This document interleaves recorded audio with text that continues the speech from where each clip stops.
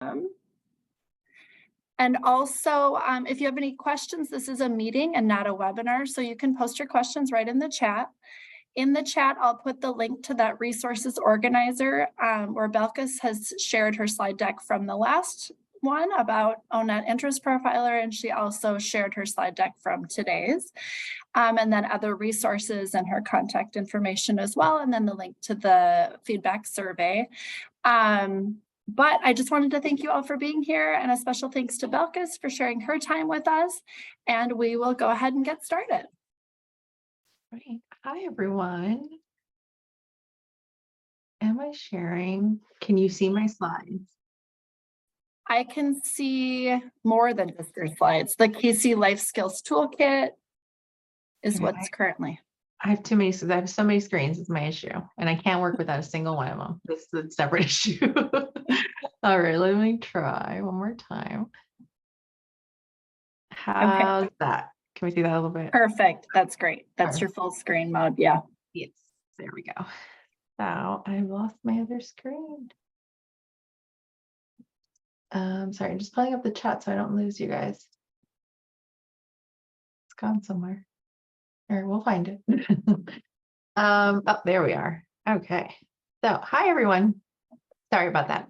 I'm very, very happy to be with you all again, or for the first time if you weren't with us last time. And I have enjoyed so much thinking about giving a deeper dive into different transition assessment tools. And so today, and some of us may be very familiar with, which is like they change. We should look at different ways to use them. Today, we're going to be looking at the Casey Life Skills, and sometimes it's called the CLS, and we'll kind of use both terms throughout. Before we get into it too much, has anybody here, you can unmute or put it in the chat, just like show of virtual hand. Anybody here have experience using the Casey Life Skills?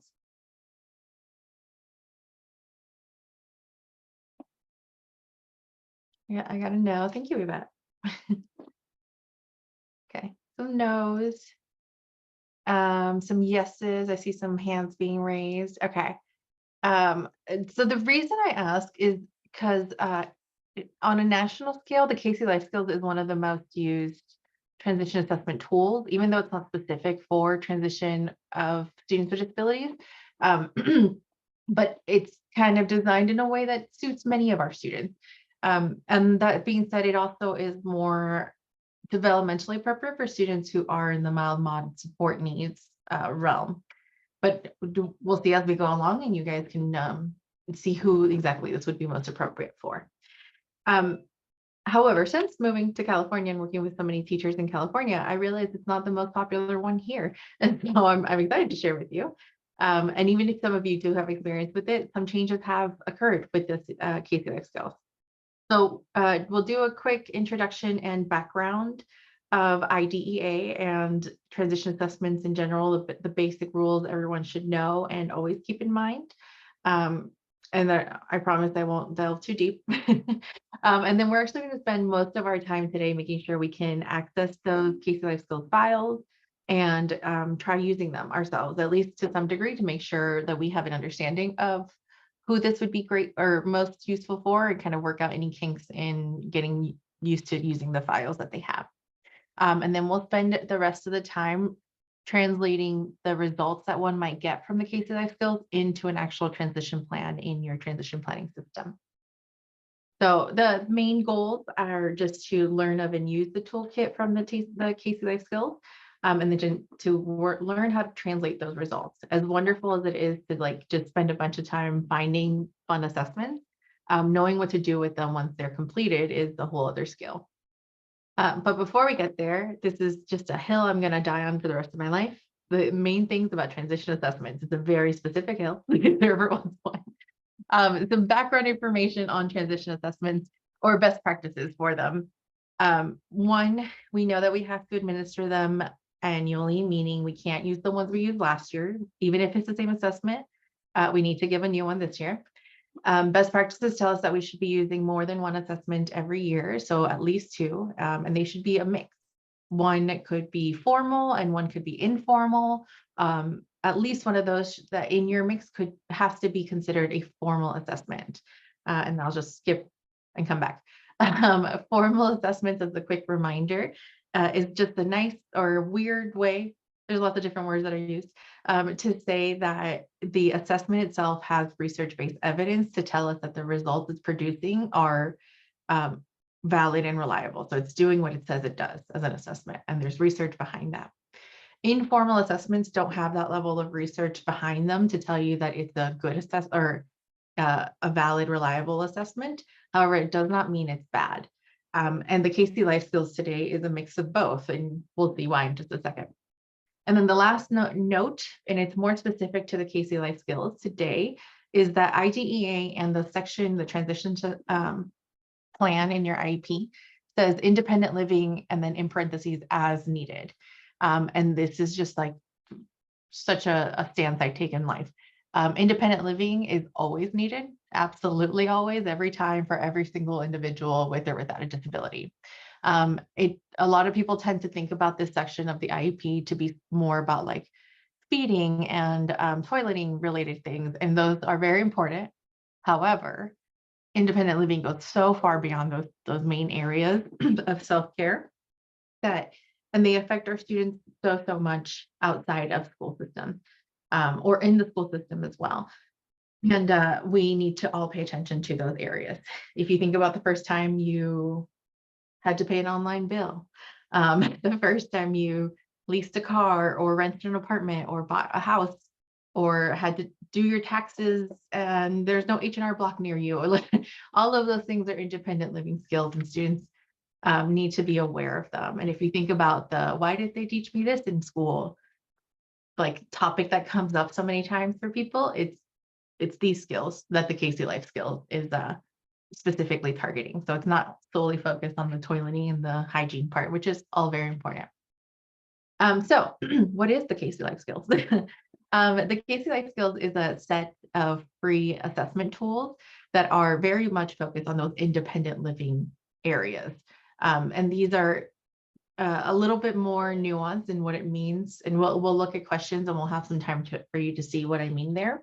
But there are independent skills that are needed for someone to reach those long-term goals that they have in their life for their adulthood or for the rest of their lives.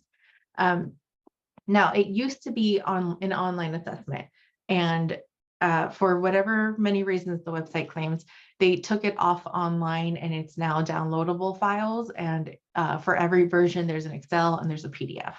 And so we're going to look at using both of them and accessing them. When it was online, it was considered a formal assessment, meaning we could check off this box as a formal assessment. Though the questions haven't changed in the downloadable version, simply by changing the format of the assessment, it makes it informal, technically, like statistically. So new tests are underway. However, if you wanted to continue claiming that it's a formal assessment, I don't think anybody would fault you. Technically, it's a little bit of both. And then just a note there, the KC Life Skills I know I mentioned was not originally designed for students who have disabilities. It was actually designed for youth in foster care, which is why some of these questions are so relevant to independent adult life, because they were more designed to assess students who, after a certain age, are generally forced to be independent in their adult lives. And so the questions tend to be a little bit more nuanced, a little bit more realistic for that.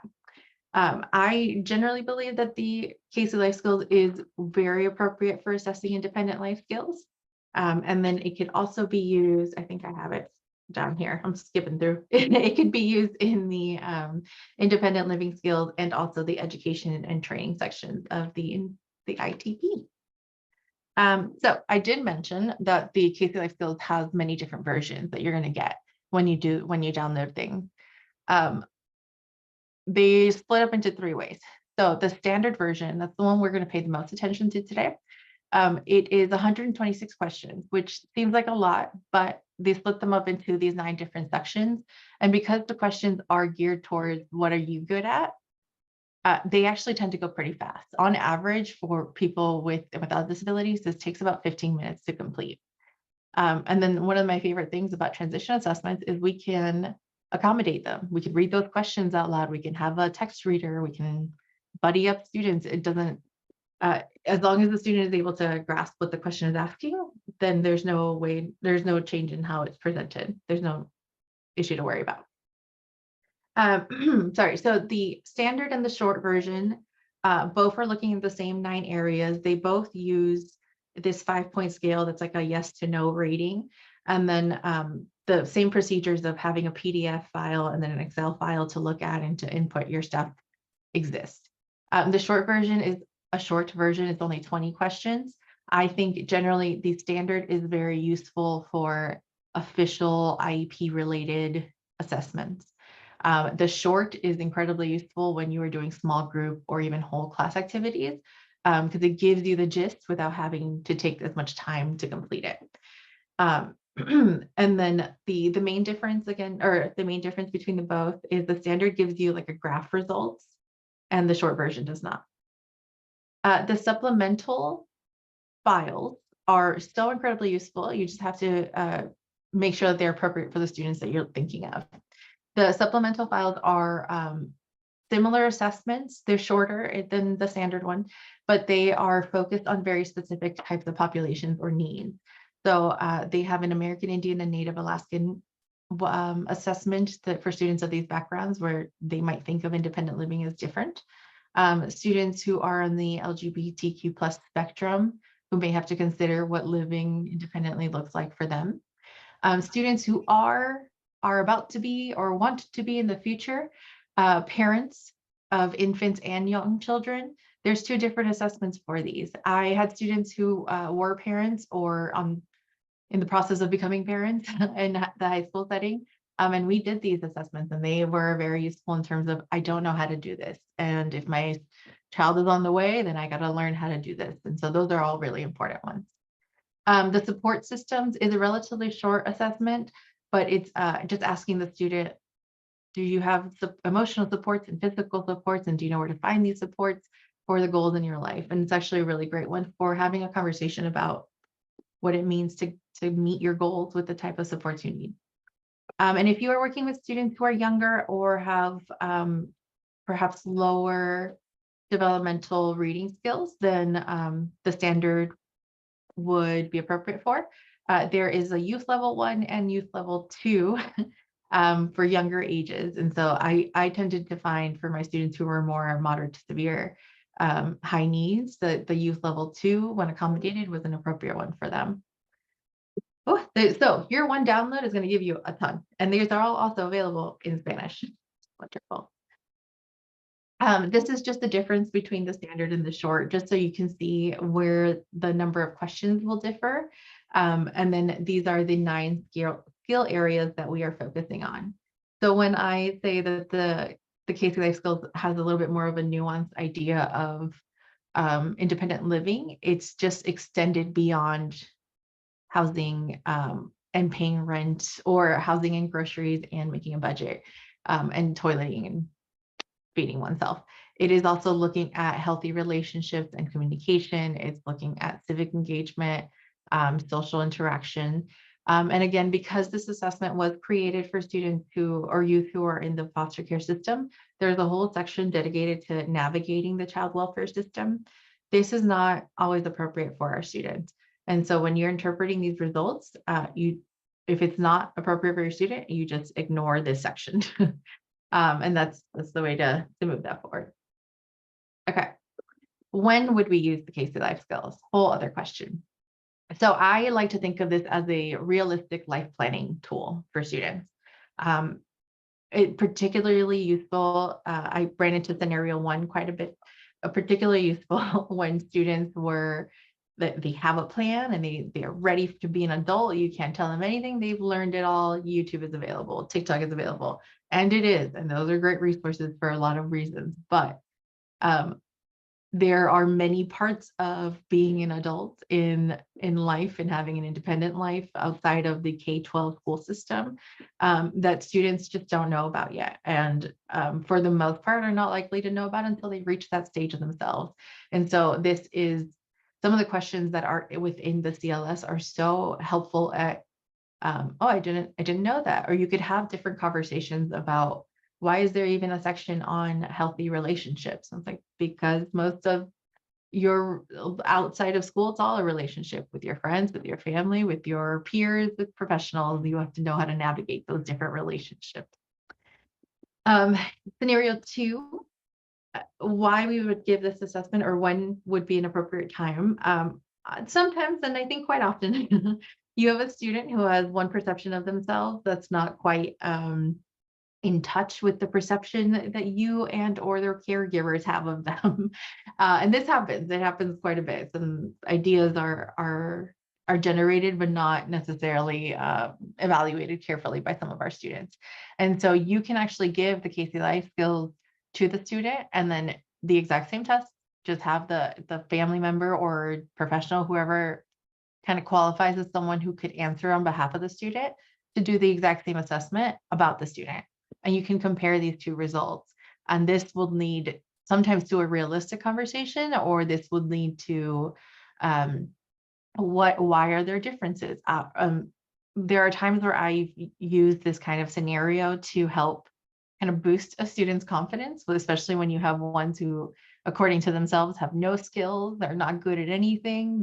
What is a strength? I don't even know. But you have someone else who has a different perspective or view of them, and they can help kind of unobjectively or sometimes objectively give information to that. And it really does help students see, like, no, you are really good at these things, so we need to talk about them, and why you're not seeing yourself. So it can lead into bigger conversations. And sometimes that's really necessary to help our students move forward in their independent lives. And then, just like I mentioned before, the supplemental assessments might be quite useful when you are working with students who are whose independent living might be formed more by their cultural background, their sexual identity, their parenting goals, or their current age and ability. And so there's unfortunately not one for every single category of people in groups, but it's a good place to start, especially if you're working with students who have different cultural backgrounds or sexual identities as well. Okay, before you go in and download, and I will walk you through and I'll show you where these steps lie. I want to show you what it looks like to download this information, but also to note that in the Resource Center, where is my mouse? In the Resources Center, if you click that link that I think I just saw Anne put up there for us, you should be able to see under Resources, the standard PDF and the standard Excel. So you can download the files that we'll be using directly from here. But if not, I'm going to lead you through what it looks like to download them. And we'll do that first. So once you go into this website, and it is, I'm putting this link in the chat. It's the same as this tiny URL. So you can type either one or click that link in the chat.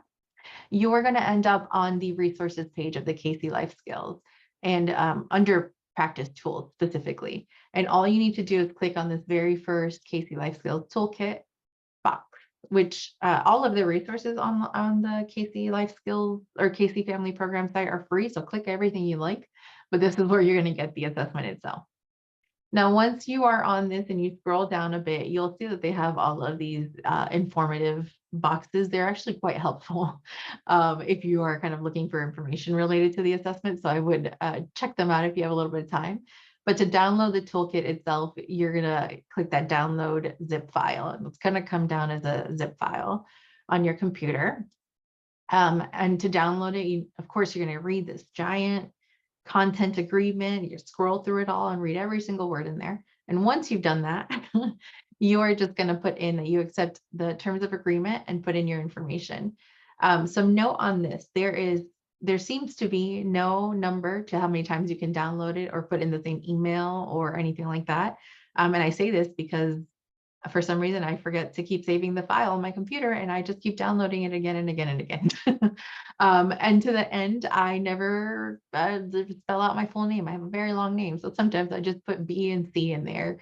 It seems to be just fine, though I always do use my real email address, but it all seems to be just fine if you need to download more than once. Okay. It might look different on your computer, but once you've downloaded it, you're going to find those files on your computer and open that zip drive. just by double clicking usually. And once you do it, the first steps will look like this.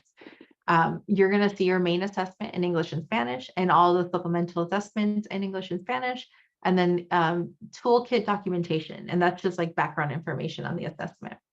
For today, we're going to focus on the main assessment in English folder. And when you click that folder, even more files.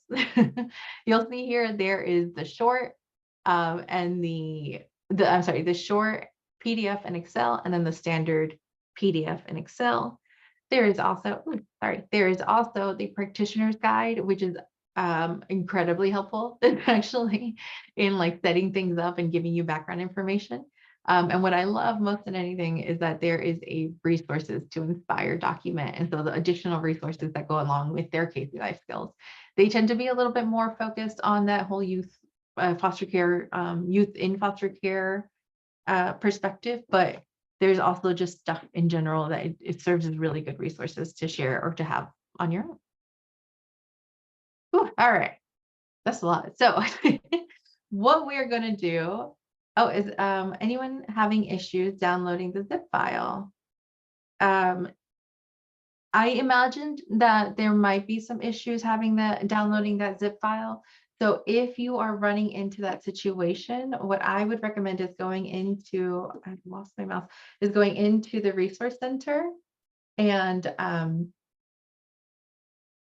downloading or just clicking the PDF and the Excel. And then I think these are through I don't know if anybody's having issues with these, but you should just be able to open them because I uploaded them for you. So you'll download from here and you'll download this Excel as well. Why don't we take a minute to do that? And while you're trying to get through this section, what we are gonna, I want to show you just really quickly what those files look like so that you are aware of them as well. So the PDF version is generally what we would give the student. Oh, perfect, I'm glad that worked for some. So the PDF version is what we would generally give the student, and that is for them to fill out, or the caregiver, whoever we're having working on this. The first page is just, or the first two pages, I believe, is the demographic information. Apologize for scrolling. And then the rest of the assessment looks exactly like this. It's just asking the question and the student is answering, is this statement like me? Yes to no, mostly yes, mostly no, and somewhat. And all they have to do on the PDF version or the printout, if you're going to print this out for them, is just mark it up and they give it back to the teacher. Easy enough to do. What ends up happening, let me scoot this over, sorry. What ends up happening is, if you're following this route, is you're going to get the Excel file, and the Excel file, I know everybody has a different computer, maybe a different type of Excel if you have access to Excel right now. It looks different for everybody. Mine looked like this and it was weird and I didn't like it. All I had to do was click the normal view, which is down here at the bottom right of my screen, so I could at least read it all at once. And honestly, from here, it's actually pretty easy to use. They do have information on how to access this, but you can just click on these links or click on the tabs at the bottom. So for demographic information, if I had my student fill out theirs, I can just go in and enter it for them. So this is fake student and birthday, you can put that in there. And all of the other areas that were asked in the demographic section come with a little drop-down menu. So you're not having to type it all in other than the name, date, and birthday. You can just put in, and these boxes are for other.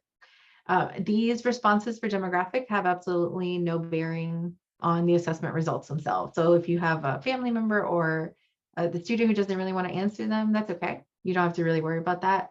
I mean, you can help answer on their behalf, but it's not going to have a bearing on their answers. So after this part, you're going to go to assessment, and the assessment is in the exact same order as the PDF version, which also means if you have a student who is pretty tech savvy or like knows how to use the computer, you can guide them through it pretty quickly. You could just give them the Excel version and not even bother with the PDF or the printout.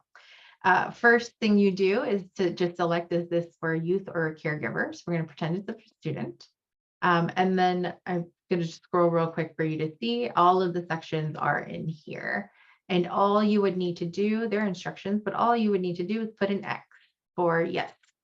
So I'm just gonna fill in one section, and let's say a student or yourself, when you're inputting scores, accidentally put more than one X in a row, or yeah, in a row. So you would just delete the one that doesn't, it'll flag it, but you just go ahead and fix that. So the students, I believe this is daily living. I'm just obviously putting, my computer did not like that. Oh, there we go. Okay. Okay, so I put the X's in this area, and presumably the student will continue doing it, but just to move us forward, I'm going to show you the results page, and then I'm going to click on the results tab.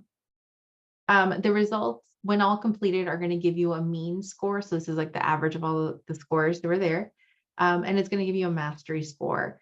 When you review results with students, you might have to define these things, but that's not always where you want to pay the most attention. If you have a bar graph, visual representation is so much easier than numbers for most people. Especially if somebody like family, or you're reviewing this with the IP team, and some people are not as familiar with the numbers and this engagement. Most people understand high bars and low bars. So it's generally the place I tell you to stick with. So if we look at just the bar graph, this is the score that the student got, and then their level to mastery. And then this is also defined in the practitioner's guide, but it just means mastery to completely be considered successful in this area. And the student seems to be doing really well here. But if we had self-care skills that were, or that's probably not the right one. If we had relationships and community and communication as a pretty low bar, then it would tell us where a student's greatest needs are and the student's greatest strengths are. And we would use these results to help then determine what we're going to work on for independent living in that year. Okay, I'm going to stop sharing this for a bit, and we are going to take time, 15 minutes, to either download the resource or download from the resource folder. And I want you guys to go in, make sure you understand where all the files are. We are focusing on the standard version in English, just so you can get used to seeing that graph. And at the very least, let's complete one section. And you'll see that they go pretty fast. Pick any sections that seem to make the most sense to you, but we are going to complete them. And as you're going through, I want you to think about which of your students this would be most appropriate for. And if you have thoughts along the way, please feel free to share them. You can unmute or add them in the chat. And I'm putting 15 minutes on the clock. So let's take some time.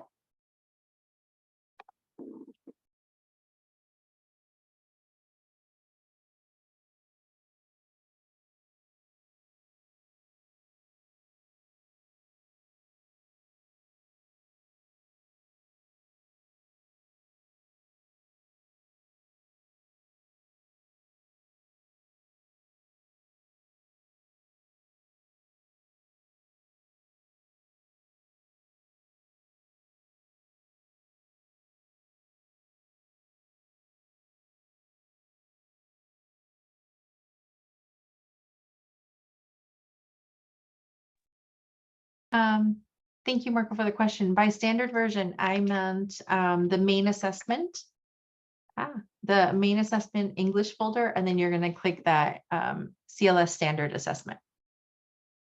I know there's a lot of files in this, which is great that it's all free, but you also have to navigate through all of these.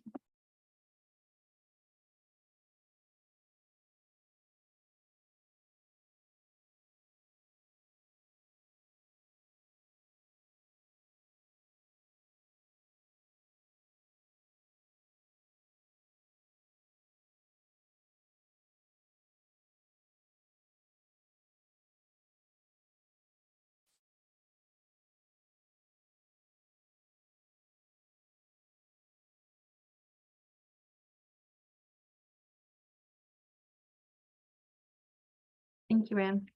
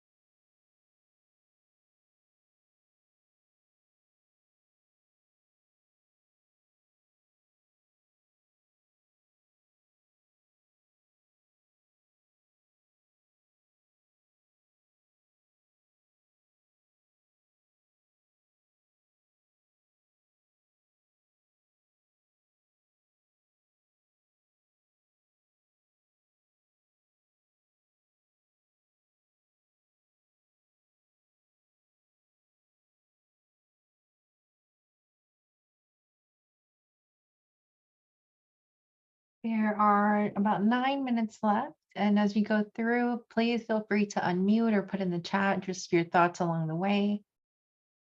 Who would this be most appropriate for? How do you see this working for yourself? Do you like it? Do you hate it? How would your students feel?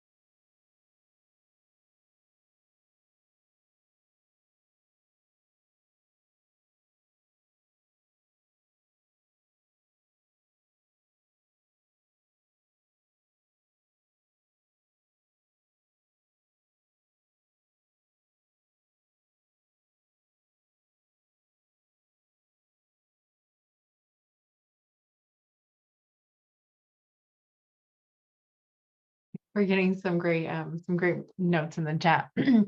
Um, I am continuously surprised that the case life skills is not like the most popular one in California, because it really is in the rest of the country. But Marco has told us it because you guys have In and Out, which is true. It's not everywhere. And then the online version of this assessment was actually the original way they had it. And it was sometimes a little hard to get into because it had to go through specific school accounts, but um, it was nice to do on the computer. It was nice and easy. The website says that they had to move it from the online version to the paper, like the downloadable site, just because there's like HIPAA violations, youth information things that are stored within those areas that could no longer be supported by the website. And I think to an extent I understand, especially that it has exceeded its like estimated use. When they created the assessment, they didn't know that so many people in the world of transition were going to want to use it and need it all the time. And so I don't think they expected the like massive amounts of space and data that it would probably take up for them, because we have loved it. For validity. Oh, that's a great question. Sing, I believe. Please correct me if I said that wrong, but for validity, do we need parent or teacher input, or can we just use the student response?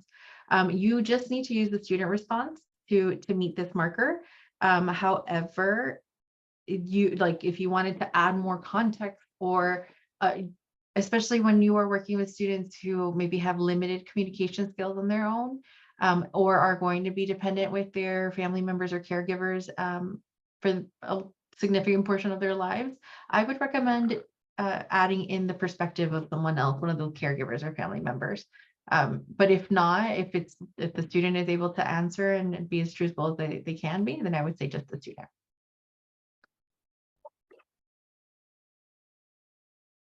Yeah, Danny, you have some great points there that this is appropriate for many students with disabilities, but it is also something that we can pull parts of those questions to make them very useful for all different ability levels of students. Not everything is always appropriate for everyone, but sometimes pieces are, and we take the pieces that make the most sense. Yeah. um, Layden, I apologize if I'm not saying that right. How every instrument in the survey is a positive suggestion. Actually, that is one of my most favorite things about this assessment. Things are positively worded, which sometimes if you're making a survey, the goal is generally to be neutral. But for an assessment just related to transition, I think it's great to be positively worded, or things that feel like I didn't think about that before and I will now. And kind of playing around with that language is not the easiest thing in the world to do, but it's also nice to see it when it's there. Okay, we have 3 minutes left. And if you guys have any lingering comments or thoughts, it seems that there's some good feedback for this one, which is great.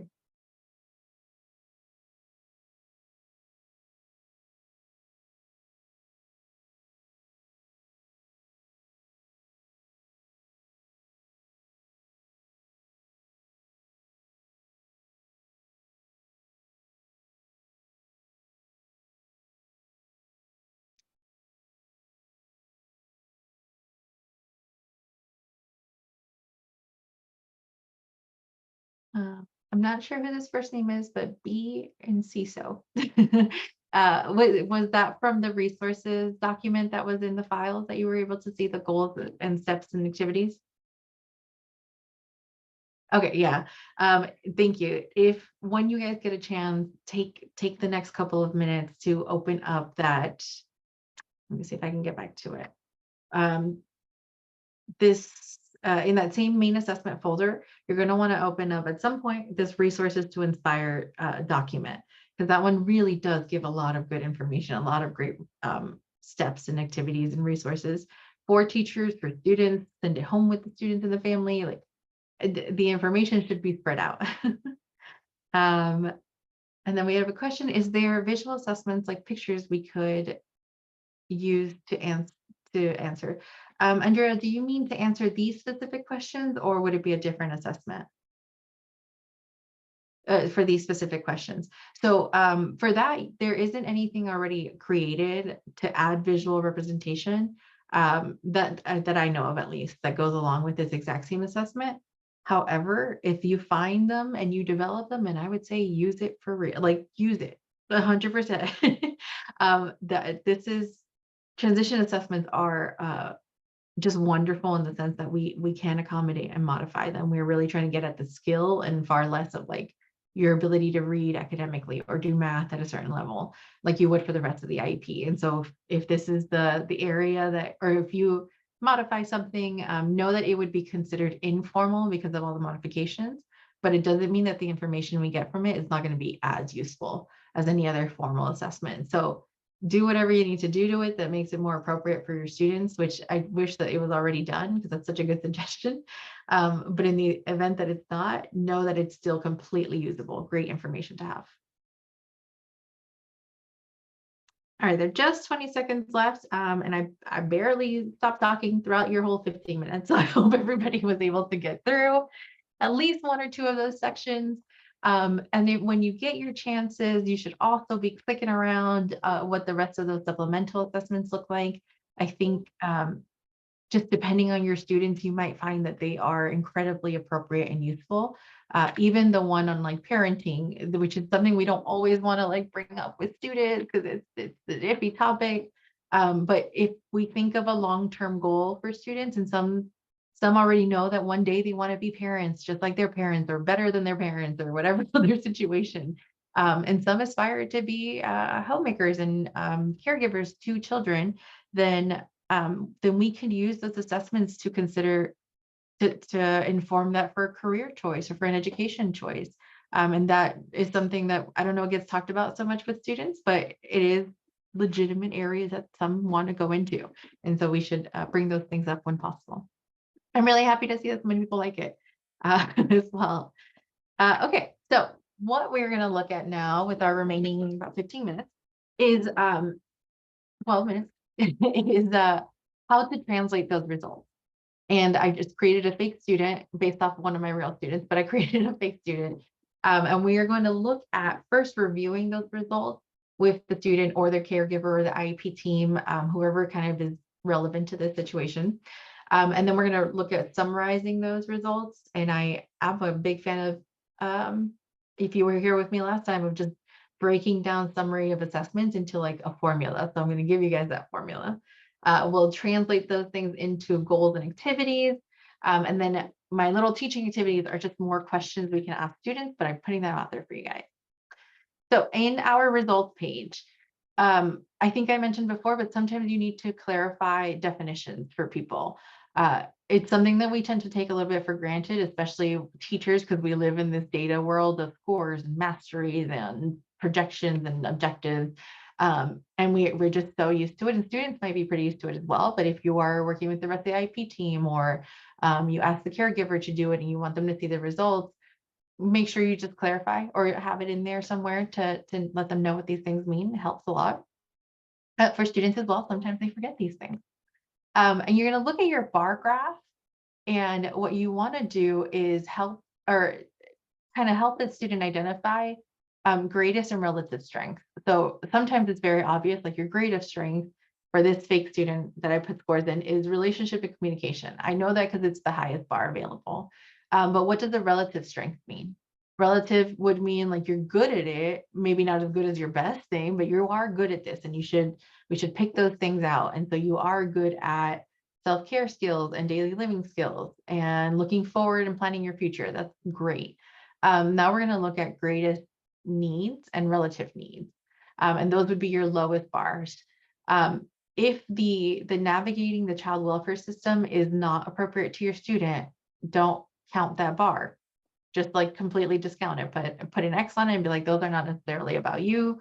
So let's look at one of the other areas. You might have to explain that, but that is just to tell you don't look at those areas. For this student, the scenario student, we have civic engagement being their lowest skilled or the highest need area. Sorry, I should say that. When we do this, reviewing results and communication with students, my general advice is always start with the strengths. Always start with the strengths and ask questions related to those strengths first. What do you think about these highest needs? Would you have said that those were your strengths? And why or why not? What about this other relative need? You're really good at these things. Have you ever thought about them? No, you take them for granted. You've been doing this forever. Things like that are really just good places to start. Always has that conversation positive from the beginning, because then when you look into needs, which is sometimes the only part of the conversation some students hear, you've already talked about some great things, and we're going to use those great things to pump up those areas of need. So for my fake student, if I have someone who is great at relationships and communication building, but their civic engagement is not matching, then how do we use your strengths to make this an area of strength too? Because right now it's coming up as an area of need. What do you think about that? What does it tell you? Where should we focus on first? Do you think that this is very important right now, or is this something we can wait on and we look at something else first? This is literally transition planning conversations. You're just having the conversation, and that conversation is going to go hopefully in a great direction, but in a direction that the student is driving, is leading forward as much as they can. We always have to help navigate, but that is kind of the goal. Help them figure out, this is actually something I need to work on. And I can do that X, Y, Z. So you guys are going to start this conversation together. So although the assessment, there are two sections on work and career within the KC Life Skills. You can use the assessment results to go into the education and training section, and as well as the employment section of the ITP. But for right now, we're really going to focus on independent living, because those are all areas there that inform this one section. And then in the assessment name and results, this is the summary of the assessment scores and what happened during testing, that I'm going to give you a formula for. We're going to break it down to 3 places. So 1, 2, and 3. first things first, you're going to give that basic background information about this test. Name of test, date administered, and then I always tell people to make a quick statement on whether or not that test is considered formal or informal. If it's formal, you just sometimes have to put this is a formal assessment that gives you valid, reliable results, period. That's it. If it's an informal assessment, I tend to see people get really like, how do I talk about this and not make it sound like it's a bad test? I would just write, it's an informal assessment that, what is the assessment doing? Like, what's the purpose of the assessment? And it doesn't have to be anything crazy. It just has to tell us what the assessment is looking at. This is the next part here is not always necessary for every single student, but sometimes it is necessary. And when I look at an IEP, I want to know if a student is a an anxious test taker or an angry test taker, because that would help me figure out whether or not I'm going to give them different kinds of tests in the future. So my fake student here, he was anxious during testing, but willing to continue engaging because he doesn't like talking about the future.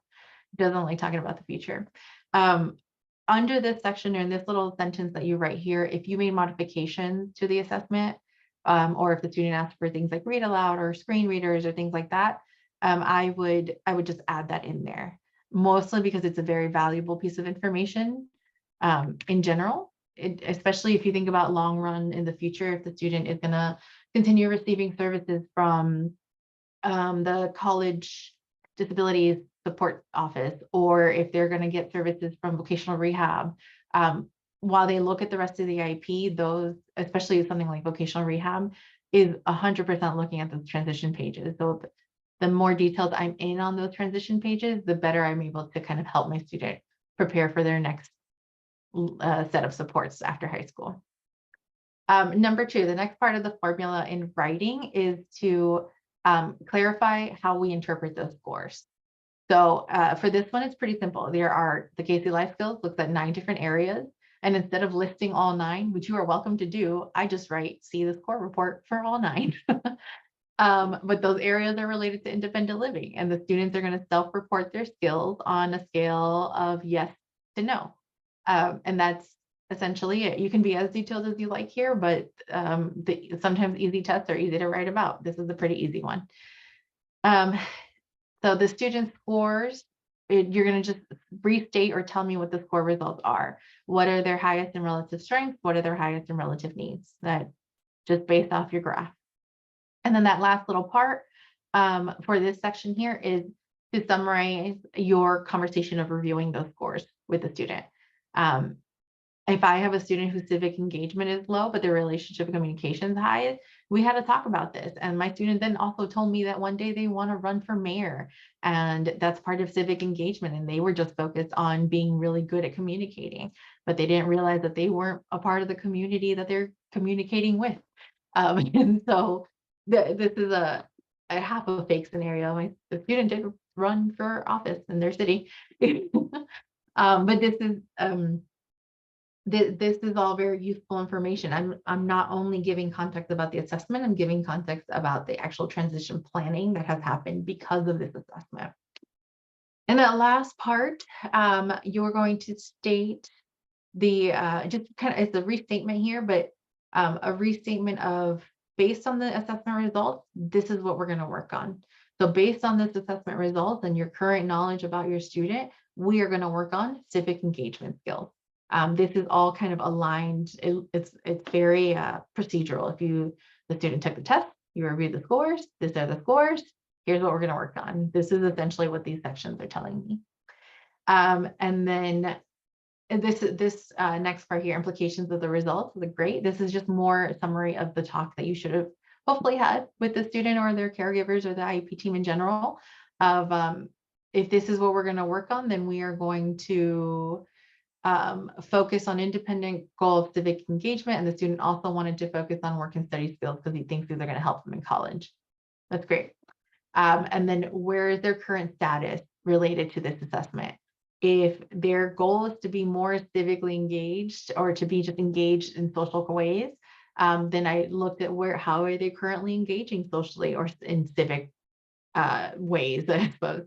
And so if my student isn't in any school groups or in any activities, outside of school, and they're interested in some, or we help them identify what they're interested in, something like debate team, or they wanted to be in the morning announcement show. And this would help increase his engagement skills, that area that we know is needed, by using some of his strengths, that communication. If you're not very sure where to move this goal forward, and if you're just having the idea of civic engagement, that honestly, the best thing to do is go back to the questions that are in that section and read through them. And with your student, pick the one or the two that you think would be most helpful to move them forward, to help them figure out what to do from there. Okay, so we've summarized that. And I know that was split up into 3 sections. That really comes down to like a paragraph of like 200 words. And it's just a summary of everything. Now we're going to turn those results into goals and activities. When you have a student who already knows what they want to do, let's say go to college, then we can make this a longer term post-secondary goal, that big what happens after high school. And that goal could be when you are, that should say active member, I apologize. I'm going to be an active member of my college campus by joining at least one club of my interest. Example, debate. Or I'm going to be in the community and I plan to work in the community, and maybe I'm not going to college or continuing any kind of formal education system. But I still want to be a part of my civic engagement and community. Then I'm going to volunteer regularly, and you guys get to figure out what regularly means, at the local animal shelter, and this will help increase their civic engagement skills. And these are just examples. When you have a student who is younger and maybe they don't know what they're looking for in terms of civic engagement, I think it's perfectly fine to make this a little bit more vague, to say that the student's going to be an active member of their community by belonging to at least one group or activity related to their interests. Community is a big word, and this is a great place to have a conversation with students. We all belong to different communities. World of Warcraft online gamers are a community, but so is the local soccer league that plays every Sunday at the park. There are lots of different types of communities, and students should know that the ones that they are interested in are considered communities, and how do you actually engage in them? What does engagement mean? So those are all really good questions to ask or to talk about before you get into creating that final post-secondary goal. But once we do have a great post-secondary goal, what we really want to focus on is making activities that are going to support that goal, but that are not one shot, meaning that they're not just a thing we do once and never again, or we can check off in 2 minutes, like signing up for a debate team tryout. It doesn't mean they went, it doesn't mean they engaged in it, it just means they signed up, and that's a one-shot goal. But you make that into a process instead.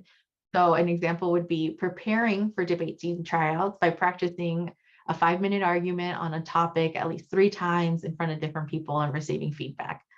That's actually something that's helping them move forward into this engagement, but it's also making them prepared to learn about a topic, about their area, and like presenting to different people. This is skills that build up into lots of different sections.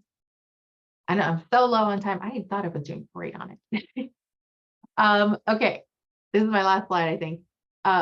Using your CLS results, you can turn all of these things. Oh, I have until 2:15. Look at me. I do this every time I teach too, which I forget how much time I have. All right, guys, we don't have to rush. There's not much left, but still. Using your CLS results, you can turn all of these into transition skills that can be taught within a classroom or in small group settings. It just depends a little bit on what is most appropriate. When I say teach, I generally mean like quicker lessons or conversations that can be picked up and started at different times and stages. And it doesn't all have to be at once or with a giant formal lesson plan. Transition skills are taught mostly through experience. If you think about your own transition skills, we can read about how to do laundry all day long, but is it the same as the time I was given my basket of dirty clothes and my mom told me I had to go do it myself this time and to figure it out? Not quite. Those are totally different experiences. One is more likely to stick in your head than the other. So if you are working with one individual student and after they've done their CLS assessment, you're gonna with them pick a section the section that they were most interested in, that they were like, oh, I've never thought of any of these before, the section that they did the best in or have the highest needs in. And you're just going to review those individual questions. This is similar to how I just mentioned previously, but it starts the conversation. Have you ever thought about this in your future? You want to go to college and live in the dorms, and you also have diabetes and you don't remember to take your medicine every day. Your mom has to text me and text you when you don't answer to remind us to tell you to take your medicine at lunch because you forget half of the time. It's okay for right now, but what are you going to do when you want to go to UCLA and live there on your own and your mom can't get a hold of you and you ran out of medicine? Like, these are all great questions to have. Are you as ready to live independently as you thought? A different question that I think is very useful to ask students is, how do you define independent living? Some students have heard those words a million times, have not quite thought about what it means. Often I think we find students they're like, I'm going to live in a mansion all by myself. Thank you very much. And then great, we all should have mansions. But for others, independence is also about interdependence, which means my independence is very reliant sometimes on support from others. And sometimes that's a conversation that I think should be had, or part of a talk that should be had, because it's also the thing that stops people from asking for help when you believe you should be doing it all by yourself. And this is like a trap that young students, especially those who go into college or like CTE programs, career technical education programs, or vocational schools, or different places, they'll go and they won't ask for the help because they think that's like weakness or not something that's showing how good they are at it by themselves. We know that in higher education, this happens a lot to first generation minority students. It's a talk we want to have of your success and independence can be reliant on support that you get, and great conversation to have with students. All about just picking questions from the assessment. When you're at the classroom level or the small group level, you can have those exact same conversations. You might want to tailor a little bit of the sections that you pick from to focus the conversation if you're with more than one person. But you can think about having students make this into some kind of like community building exercises, essentially. If my friend wants to improve their computer tech skills, particularly with email, then we're going to make a group goal. We're all going to do this thing, and we're going to instill some accountability checks. And I know it takes a lot more work, and it sounds so much more pleasant than it might be having that conversation with a group of teenagers sometimes, but there are ways to make more than one person involved in the conversation. If somebody has really good skills in communication and maybe half of the class doesn't, then let's talk about what qualities does this person have that we need to learn from, that we could learn from. And you can highlight certain students and certain abilities at different times. You don't have to do it all at once, but it's really useful.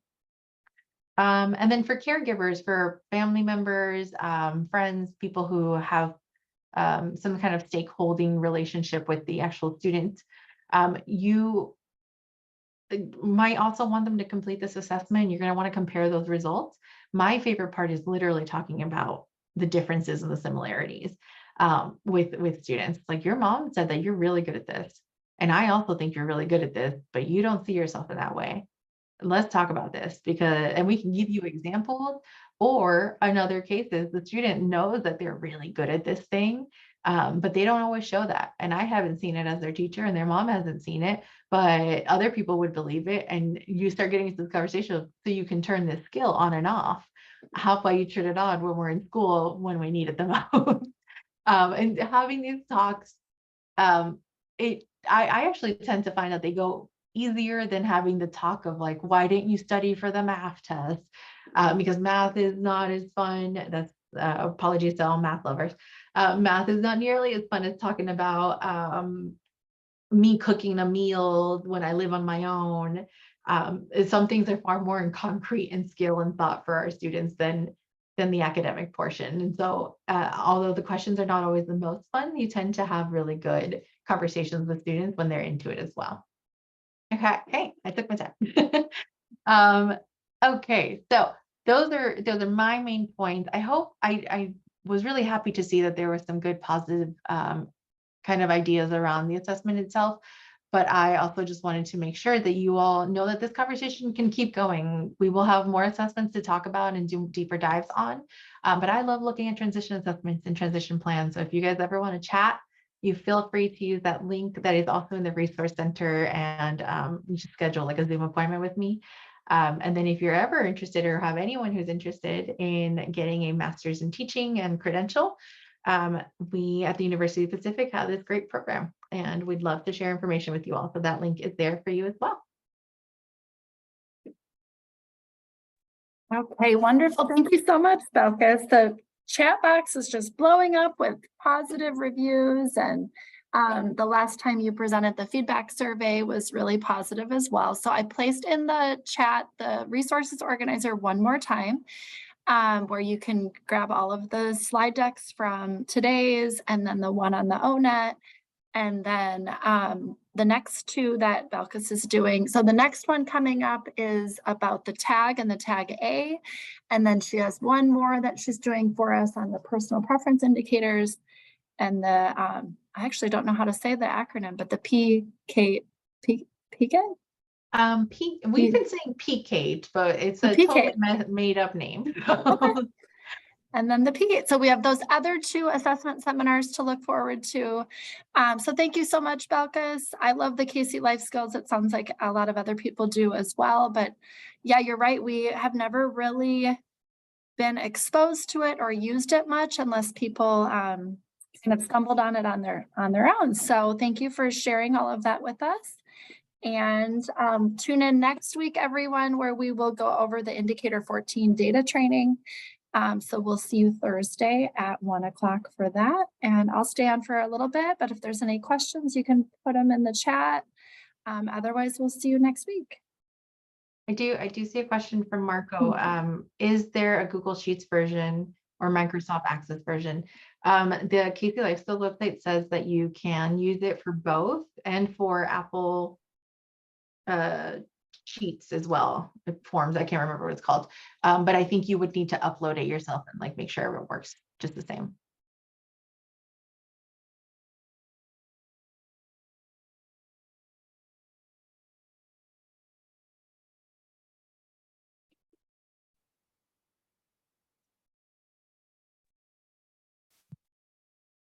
I had a question. I just unmuted myself if that works. Yeah. I don't completely understand the graphing with the mastery, because that line seems really low, for on some of those skills, and then compared to how the student scored. So can you explain that part? I didn't quite get that.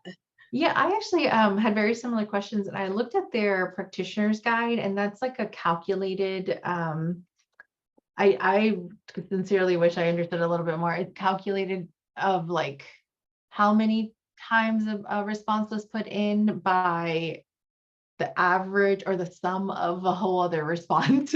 So it seems to be a little bit more of like an average score percentage rather than the full percentage to me. But that's like, I look at the formula on the Excel sheet. I'm like, I have no idea how they came to be there, but just go with it. Okay, yeah, that's helpful. Then I can look at the guide as well. Okay, thank you. Of course, of course.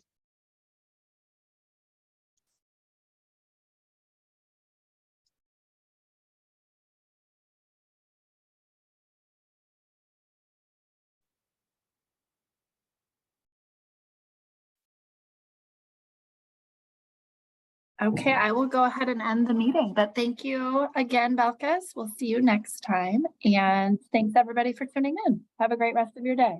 Bye. Bye.